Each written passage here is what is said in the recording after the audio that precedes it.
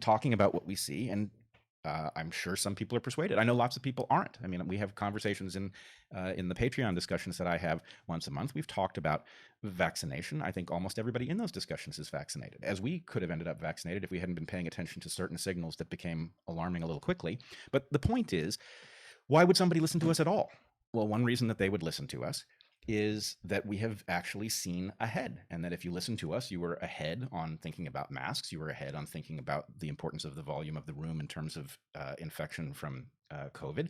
You were ahead in thinking about variants. You were ahead in seeing the narrowness of the immunity that was likely to come from spike protein S1 subunit vaccinations. You were ahead in recognizing the outdoor environment as safe and someplace that you should go. You were ahead in recognizing the importance of vitamin D. You were ahead with respect to the lab leak hypothesis. You were ahead with respect to the massive significance of comorbidities. That's not even a complete list. That's just a bunch of places where if you were watching us, you were paying attention to these things really early at the very least. And so I will just finish this by saying, for some reason, when we talk about things like foreign policy, we have a term for war profiteers, right? War War profiteers. profiteers. Yes. Nobody gets all bent out of shape. They don't accuse you of conspiracy theorizing if you say there are war profiteers, and we need to beware that they may have an effect on our foreign policy that could push us into wars that we would be better off staying out of. Everybody gets that even when there are lives at stake in the context of war, that there are people whose perverse incentives might cause them to mislead us.